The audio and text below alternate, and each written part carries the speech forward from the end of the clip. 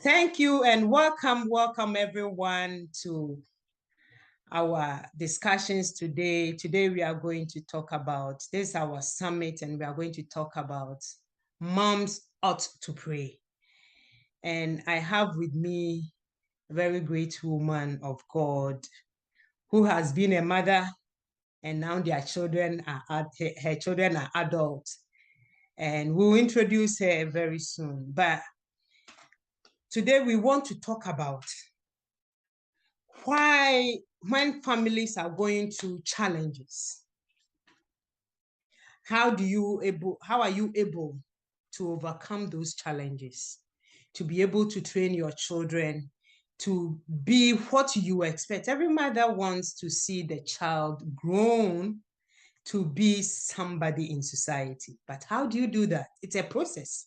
But how are you able to achieve that? And I have some topics that we are going to discuss. My guest, Jessie, is going to talk about the challenges of allowing her girls to fight through their own failures and hurts. And also, we will talk about helping her girls to navigate through the time that she was ill. I believe that somebody is hearing us. This is going to be great because some mother will be in a challenging situation just as she was in. So it is going to be great. And then the courage to step out in faith when everything is going against you. And then you are being able to start a culture, being able to start something. FCA, she will explain. I don't know the FCA, but she will explain what the FCA is. But we all go through challenges, but how are we able to navigate through it? And the last point that we are going to, the importance of tucking in your kids into bed. It's very, very important. That is the foundation of the child, knowing that the parents love him or her. So it's very important. And I'm so happy that she's going to talk about these things. And you are most welcome to this summit.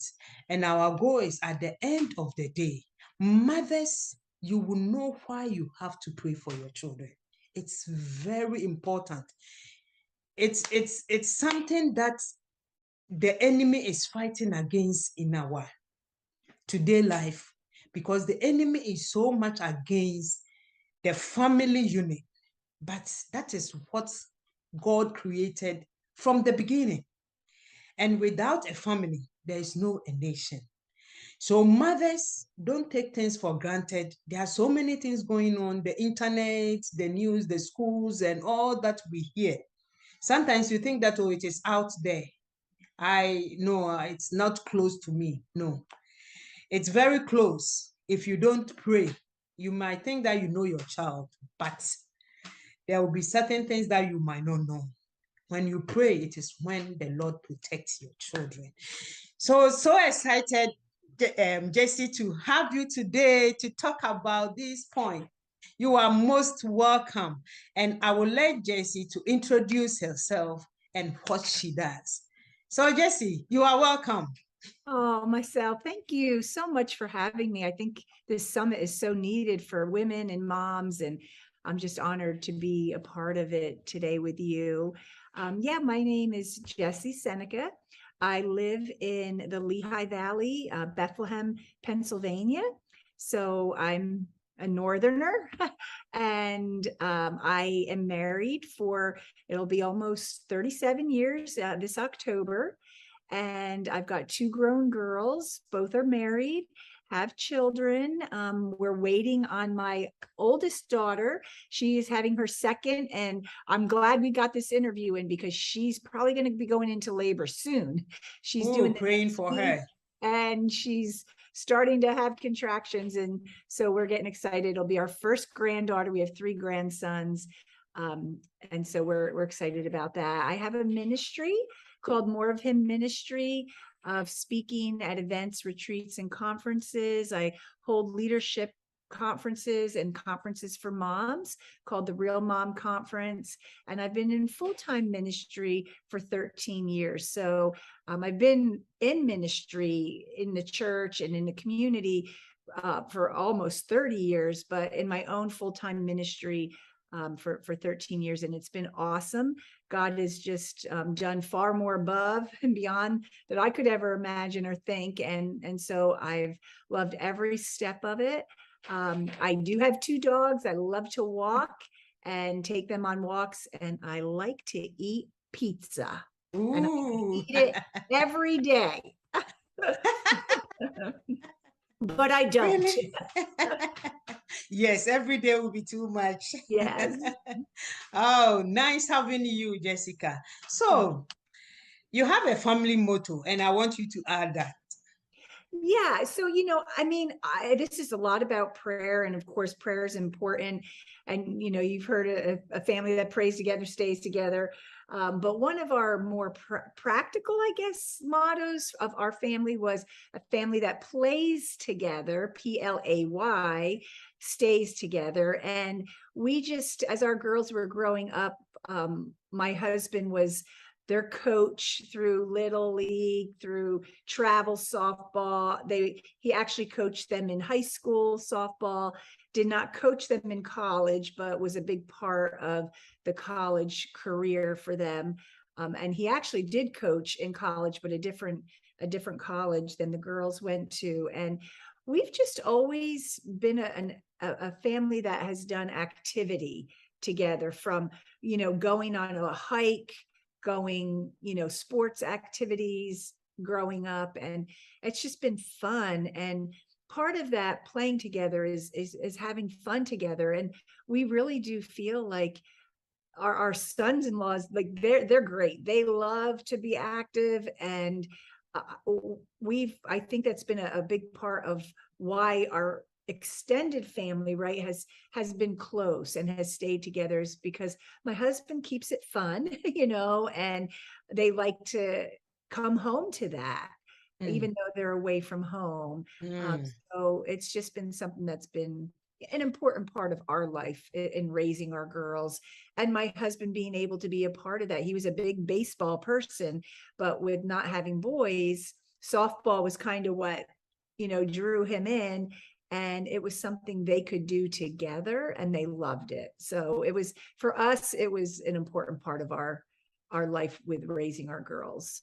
And I like that. It's very, very important, Yeah. because it's healthy for your children to have that family togetherness. Yeah. And that helps them to grow well in their mind, because if there is always that tension, you can't play around. And when you decide to play, then your mom or your dad will be, it doesn't help. And most kids, when you listen to adults who have gone through some challenges, they didn't have parents who could relate with them, as you are talking about, to make them enjoy themselves at home. Home is different from a house.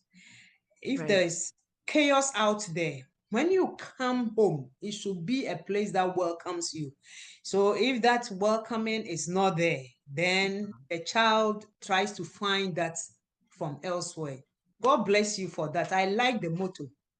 Well, just to piggyback off of that, I wrote a book called Raising Girls, Diaper to Diamond. And in that book, I would have different women speak into it. So it wasn't just my voice, but it was other women.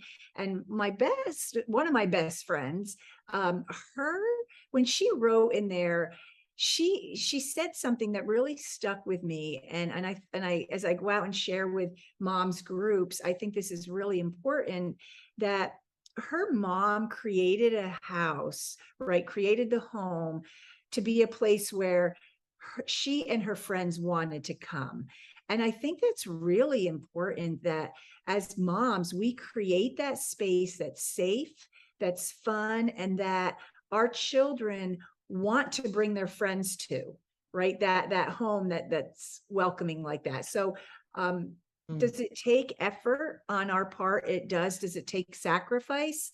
It does, right? It might mean on a Friday night, you're not going out with friends that you're staying home and letting your kids bring their friends to your house. So, there is that, but it's so short lived. And I think when you've gone through it, you look back and you're like, wow, that went fast, right? That went Yes, yes. And it brings you that peace too, because you yeah, know the kind of friends your children are working with, and so you know that, oh, this is it. But if that child is not accepted, it doesn't feel welcome home, she'll take friends. He or she wouldn't tell you yeah. who the friend is.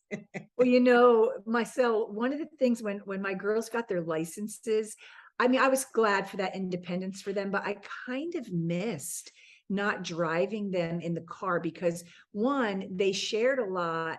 If it was just, my daughter and myself, they would share things that they normally wouldn't. And the other thing was, you were the carpool mom. So you would have their friends in the car, you'd hear the conversation going on, and that type of thing. And then once they start to drive, you don't have that anymore. And I was like, oh, you're kind of like, oh, I the, wish I had that so I could have that listening ear. the mother control. You see, Yeah, mothers, we always want to control things. So yeah. how did you go through the challenges? Like you said, you allowed your children to fight through their own failures and hurt. How did you go about that? Well, it's my husband and I always felt like there were certain things we were glad and we wanted them to experience while they were in the home. So we could help them like navigate through that. And our girls went to Christian school up through sixth and eighth grade, and then they went to public high school.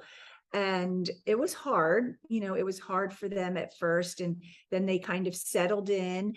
They were athletes, so having that aspect of high school was important for them. But experiencing failure is part of training your children for when they get out there, right, in the real world, when they're not in your home anymore. And how do they handle that? Mm. One of the things that happened with my oldest daughter, she was the class president for her freshman and sophomore year of high school, and then was running, for her junior year. And this boy in her class, as a joke, decided to run. And he was popular, but really probably wasn't the best candidate, right, for class president.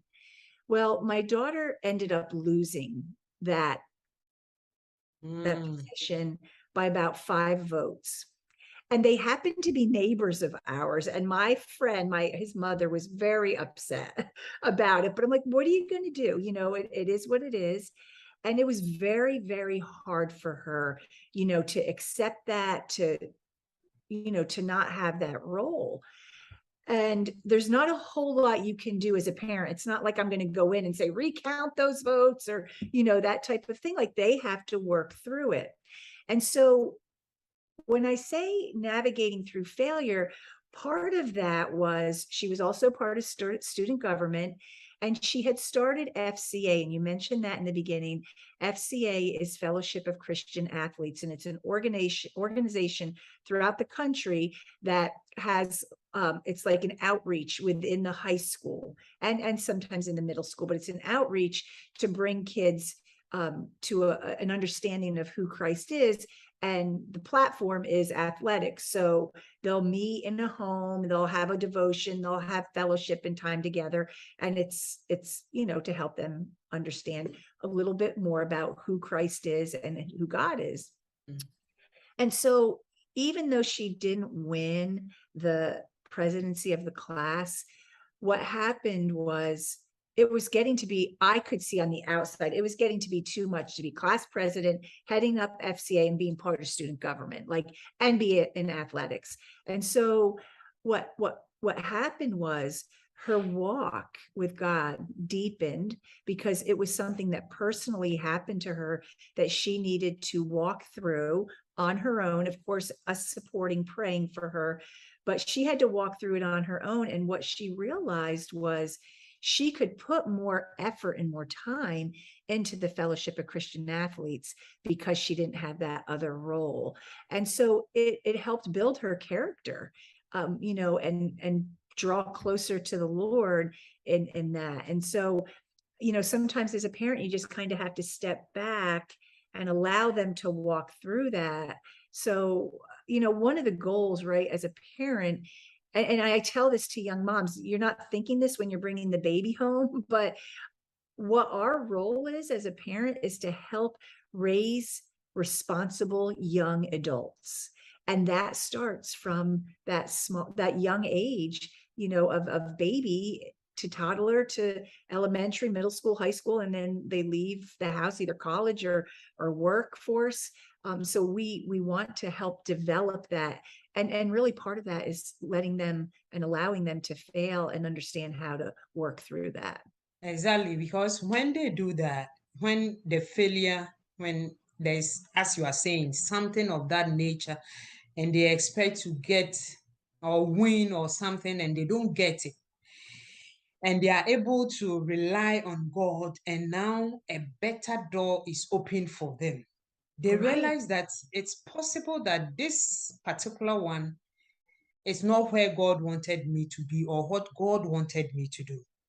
So they will feel at peace with this one. And because as a parent, you did not step in to make things work or to work, like make things happen for them, but you let it be, as you are saying, for them to work through their own failures. I think that is the best thing that any parent can give to your child. As you said, the children, they are the Lord's, and you are just taking care of them. God has entrusted them into us as parents to let them into his hands to take care of them. We commit them, and then we begin to allow him to give us wisdom to nurture them. But how did you help your kids to be able to, during your time of illness, to be able to navigate through that? Yeah, let me just put a disclaimer out here. Like, I wasn't the perfect parent. I All didn't of get it us, all right. all of us. Yeah, and that's the best part of grandparenting. You get a second chance at doing a better job, right? But yes, I battled a disease called Cushing syndrome from when my girls were very young. My youngest was 6 months old. My older daughter was 2.5 years old, and I came down with this illness called Cushing syndrome, and I ended up in the hospital for 5 months with 4 different hospitals until they found out what was wrong with me. And I ended up at the University of Virginia and found that I had a tumor on my left lung that was producing too much cortisol. And it's a very hormonal disease. And so throughout the years of them growing up, I battled this disease with multiple surgeries, and periods of time away from home because we lived 5 hours from the hospital. And eventually I had to have a full lung removal. And then I had another tumor in my chest cavity when they were in high school, middle school ages. And it was really hard.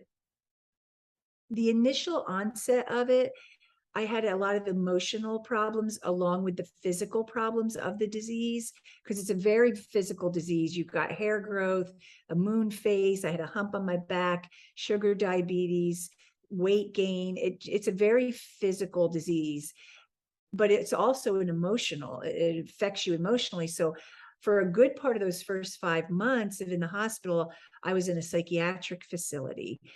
Because they didn't know what was wrong with me. And I didn't see my kids because my husband felt it was better to not bring them into that, type of atmosphere. And so they were young, and we didn't know what we know today, right? 30 years later, we don't know. But one of my daughters, my older daughter, we're pretty sure she had separation anxiety through all of it. We didn't know that was the technical name of it, but we knew that she had a hard time being away from us. And then just, raising them through that illness helped. There were pros and cons to it, right? That it was hard, at different times, but some of the other things that taught them was to rely on God. It allowed other women to come into their lives and be a part of their lives. And, those teachable years, and they're still really close with those women. And honestly, myself, I did not know the impact of that disease until my oldest daughter went to college and she wrote her essay for her entrance, exam and all of that into the college. And I got to read her essay. And I had no idea the impact that illness had on her life until I read that. And it really, I mean, yes, it was hard, but it also gave her a testimony of walking through that, of the difficulty of it, but also it helping drive her to God and trusting God with her life and what that outcome was going to look like. And so, a lot of times we think the illnesses that we go through or that our kids watch us go through are detrimental to them. And I'm not saying there can't be some of that hardship that happens, but I think also, myself, what your children view as you walking through it will be a big effect of them.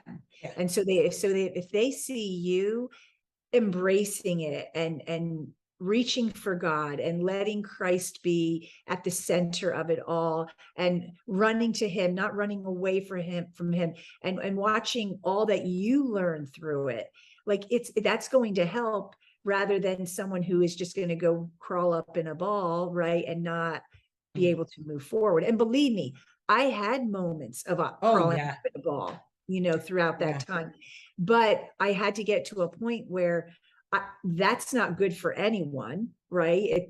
And so pulling yourself up out of that and allowing Christ to lead you out of that and guide you and be the person, the Holy Spirit that you rely on to bring you through all of that. Your kids are watching what you're doing and how you're reacting to it. And so I think that reaction is a huge part of your children watching you go through that. Very true, because you are their first point of contact, and you are their role model. Yes. So at that point, they know that mommy is going through this. But if mommy is able to trust God, that means when they also encounter similar situation or something different, they can rely on God to take them through. So it's very, very, very important during times of difficulty at home, what you portray to your children. So what's the importance of tucking in children in bed, and like kids in bed? What does it do to the kids? Well, in Deuteronomy chapter 4, it tells us to teach our kids, to love the Lord with all of our heart, mind, and soul. We're to do that when we walk by the wayside, when, those teachable moments when we're laying down. And one of the things that we have always felt, even to this day, that tucking your kids in to bed at night is really important. And I know it's a little harder when you've got multiple kids, but maybe you divide and conquer, or one night you tuck one in and the next night you tuck the other one in, or you spend 5 minutes with one, 5 minutes with the next, 5 minutes with that. It depends. And I had the benefit, our girls by choice up through 8th grade slept together. They had their own rooms, but they slept together. And so tucking them in was they were together, and some nights it meant reading a story to them or just praying with them, talking with them, looking at their day.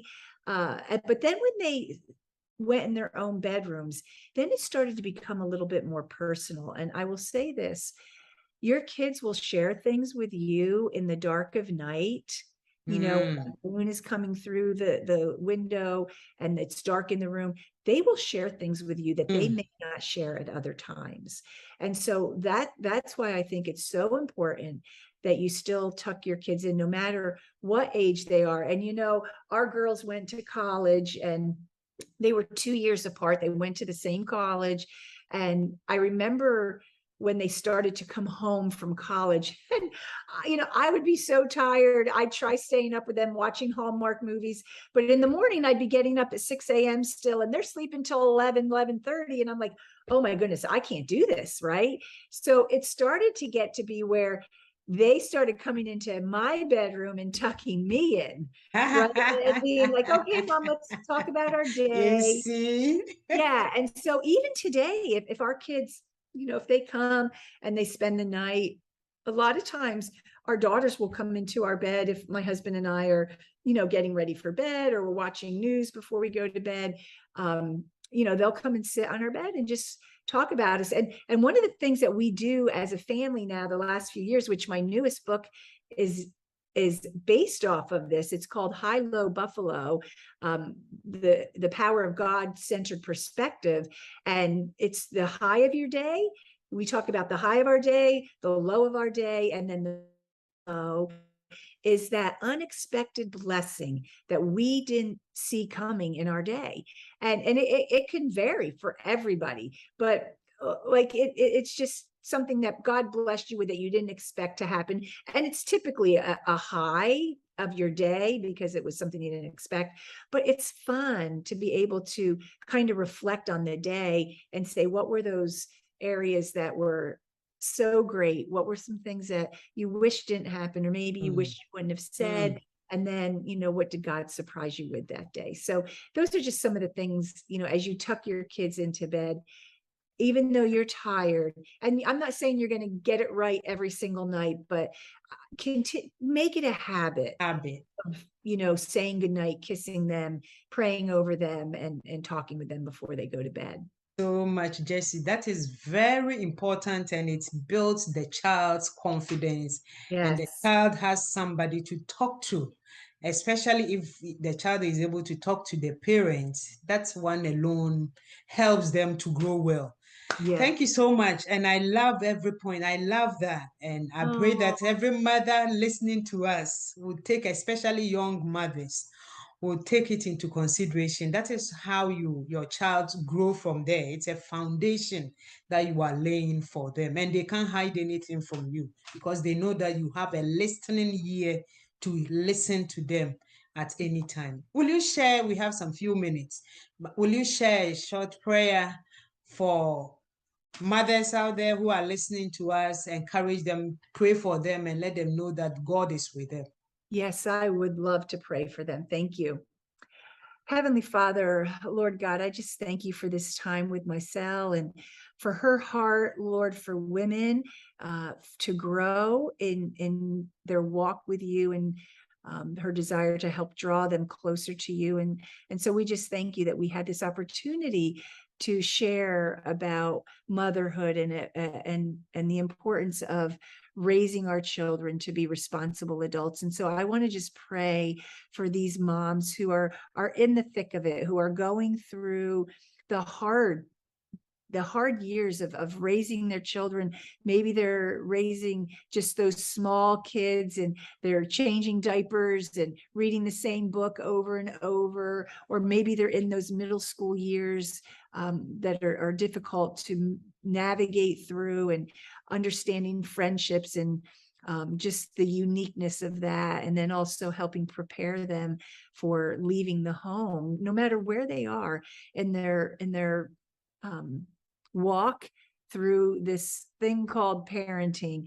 God, I pray that they would continue to keep you at the center of their life, at the center of their busyness, and that they would see parenting as an obedience to you, God, that this sacrifice that they are walking through is such an obedience to you, and they would do it as though they were doing it unto you. And so, God, I thank you that these women who are listening, God, would have a heart for you and would keep you first and keep you at the center of all that they do with their kids, from going to the park to going to a family event to dropping them off, Lord, at the school, whatever it is, God, that you would be at the center, and that they would keep you there, and that they would continue to walk in a way that's worthy of their calling, and help them to not look to the right or the left, but look straight at you and ask you for where you want them to go and how you want them to lead their families. And so, God, we just thank you for this time. And we thank you that you care about each one of us, and that you love these moms, God, and that you think of them, and that you know every hair on their head, and that your thoughts outnumber the sand of how much you love them and how important they are to you. And so, God, I pray that they would keep you as the apple of their